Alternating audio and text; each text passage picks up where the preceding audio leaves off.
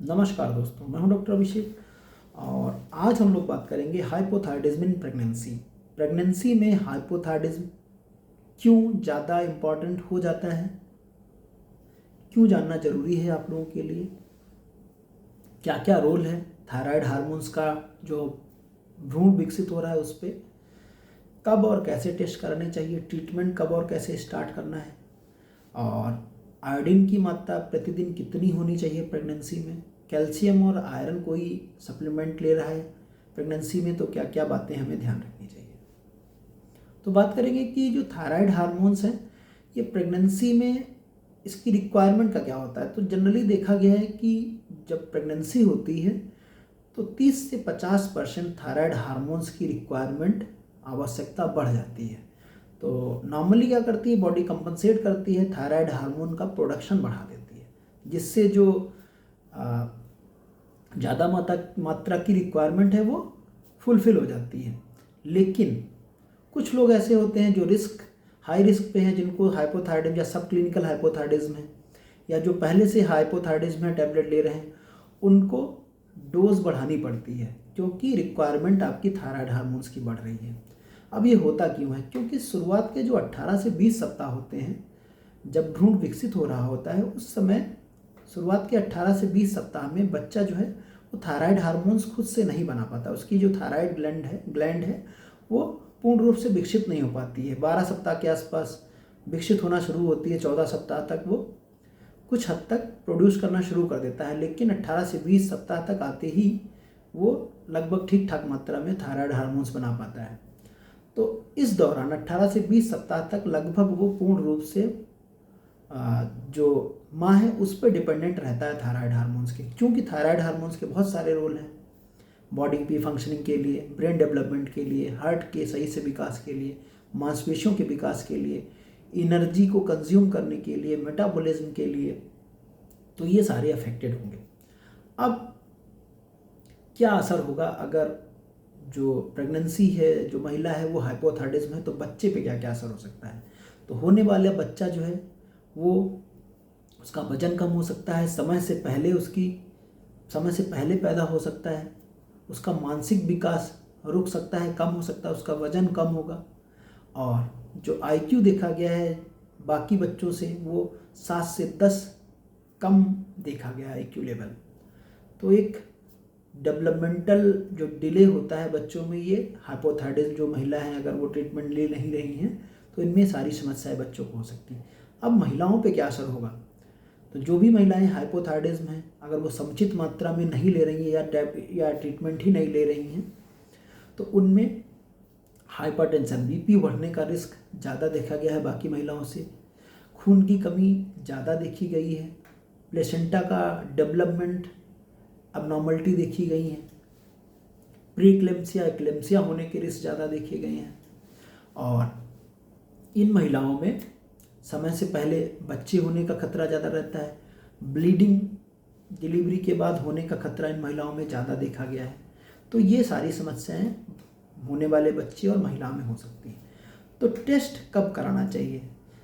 जो भी महिला प्रेग्नेंट हुई है, जब भी उसको पता चलता है उसको तुरंत जाके विजिट करना है अपने डॉक्टर से, और उसी समय उसका फर्स्ट टाइम टेस्ट हो जाना चाहिए थायराइड हार्मोन्स का।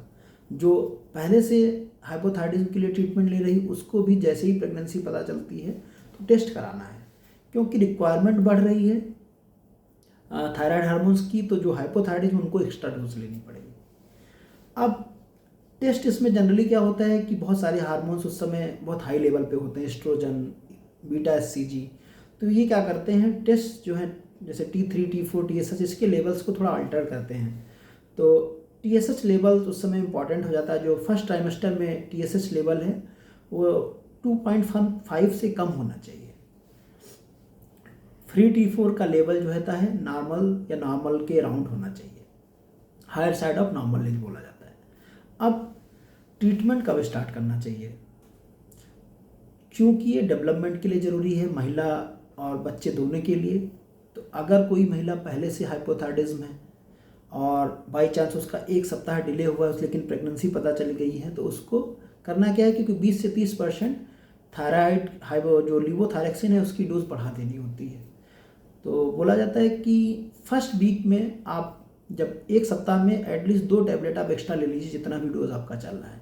तो लेकिन इसका मतलब ये कतई नहीं है कि आप कंसल्टेशन डिले करें। आपको कंसल्ट करना है और देन आपको डोज उसके अकॉर्डिंग लेना है। दूसरा चीज़, जिसका ट्रीटमेंट स्टार्ट हो गया उसको क्या करना है, हर 4 सप्ताह पे थायराइड लेवल्स देखते रहना है, क्योंकि थायराइड की डोज जो लीवोथायरॉक्सिन की रिक्वायरमेंट वो फ्लक्चुएट हो सकती है। तो हर आपको 4 सप्ताह पे टेस्टिंग कराते रहना है। और जो हाफ टाइम होता है प्रेगनेंसी का, उस समय तक 4 सप्ताह पे, उसके बाद आप 4 से 6 सप्ताह डिलीवरी तक करा सकते हैं। और डिलीवरी के बाद जो होता है थायराइड हार्मोन्स की रिक्वायरमेंट फिर से कम होनी शुरू हो जाती है, तो डोज उसमें आपको रिड्यूस करनी होती है। अब एक दूसरा इम्पॉर्टेंट था कि आयोडीन की मात्रा कितनी लेनी चाहिए प्रेगनेंसी में।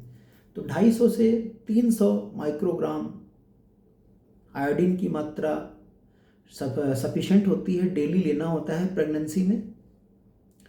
तो वो आपको कंसल्ट करके डिस्कस करना है। दूसरी चीज़, अगर कोई महिला है जो आयरन और कैल्शियम ले रही है, क्योंकि सप्लीमेंटेशन दिया जाता है प्रेगनेंसी में, तो आयरन और कैल्शियम सप्लीमेंट अगर कोई महिला ले रही है तो उसको इस चीज़ का ध्यान रखना बहुत ज़रूरी है, क्योंकि थायराइड हार्मोन्स हैं जो लीवोथायरॉक्सिन टैबलेट है, उसके एब्जॉर्प्शन को आयरन और कैल्शियम जो है डिले करते हैं। तो उन लोगों को क्या ध्यान रखना है कि 4 घंटे तक आयरन और कैल्शियम नहीं लेना है। अगर आपने लीवोथायरॉक्सिन की टैबलेट ली है सुबह, तो 4 घंटे बाद ही आयरन और कैल्शियम लें, वरना एब्जॉर्प्शन जो है सफिशेंट मात्रा में नहीं हो पाएगा। और जैसे ही आपकी डिलीवरी हो जाती है, उसके बाद आपका जो थायराइड हार्मोन्स की टैबलेट रिक्वायरमेंट है वो कम होना शुरू हो जाएगा। बहुत सारे जो फर्स्ट टाइम डिटेक्ट किए हैं, जिनको प्रेगनेंसी में ही पता चला है, बहुत सारे लोग होते हैं जिनका बाद में थायराइड हार्मोन्स की टैबलेट नहीं लेनी पड़ती है, और जो पहले से ले रहे हैं उनकी डोज जो है धीरे धीरे कम होती है और बेस लाइन फिर से आना शुरू हो जाता है। तो आप फॉलोअप में बिल्कुल बने रहिए डॉक्टर से, जिससे भी आप ट्रीटमेंट ले रहे हैं, और समुचित मात्रा में जो भी बताया गया है थायराइड हार्मोन्स की टैबलेट लेना है, कैसे कब टेस्ट कराना है, रेगुलर फॉलोअप में रहना है। तो ये सारी चीज़ें आपको ध्यान रखिए। और भी क्वेश्चन अगर आपका प्रेगनेंसी में हाइपोथायराइडिज्म से लेके है तो आप हमारे YouTube चैनल के माध्यम से बात कर सकते हैं। बने रहिए। धन्यवाद।